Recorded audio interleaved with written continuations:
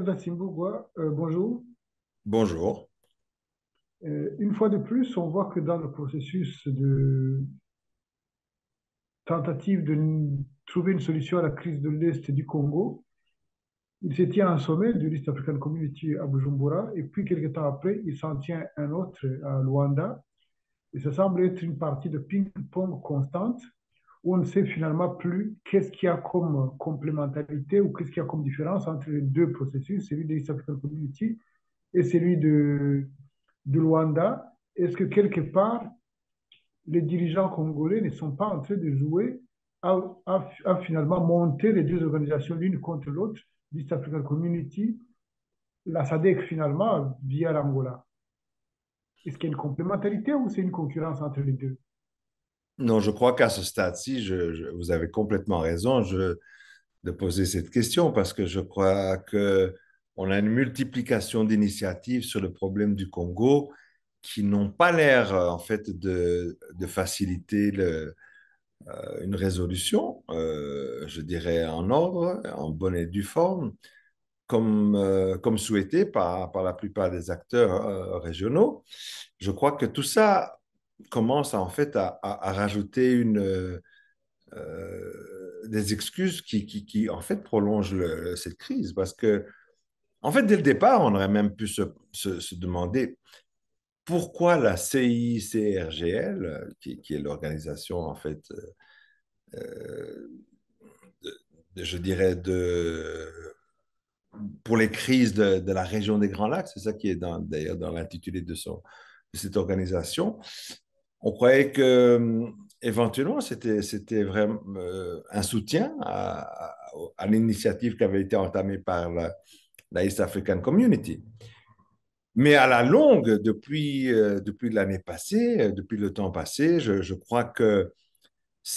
le fait de multiplier je dirais, les cadres qui gèrent cette crise ne font que multiplier aussi les obstacles. Mais ce qui est clair, c'est l'autre partie de ce que je retiens aussi de ce que vous venez d'annoncer, c'est le fait même que ça permet à Kinshasa peut-être de ne pas prendre aussi, pas peut-être, certainement, c'est une façon que Kinshasa a trouvée pour ne pas prendre ses responsabilités, qui revient toujours à la même chose. Ça veut dire que d'un côté, il faut désarmer les groupes négatifs, et d'un autre côté, ce qui est clair, c'est que Kinshasa doit négocier avec l'M23, parce qu'il n'y a aucune raison pour l'M23 de partir dans des cantonnements et de laisser les armes, si les raisons pour lesquelles ils avaient pris les armes au départ ne sont pas, si cet obstacle ne saute pas. Les M23, si continuent à se sentir en danger, si leurs populations sont en danger, si leurs parents ne peuvent pas rentrer, qui sont réfugiés depuis 1994, il faut pas oublier qu'il y a toute une population congolaise qui est réfugiée dans les pays limitrophes du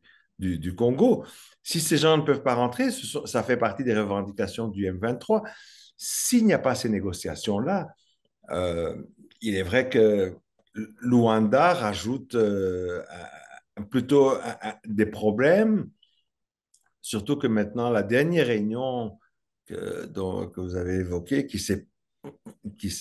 passée juste pratiquement au lendemain du dernier sommet de Bujumbura, eh bien, cette réunion à Luanda inclut aussi maintenant la SADC. Donc, mais tout cela, moi, je trouve que quelque part,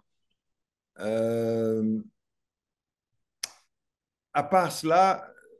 c'est c'est comme si la SADC aussi et maintenant Luanda, je dirais, boycottent pratiquement la communauté d'Afrique de l'Est parce que je crois que la East African Community ont les choses en main. Le président du Burundi a donné le ton, a donné une, une voix. Et je crois que faire une autre réunion, ça se traduit pratiquement à une remise en question de ce qu'il fait. En tout cas, moi, c'est comme ça que je le prendrais et c'est comme ça que je le vois un peu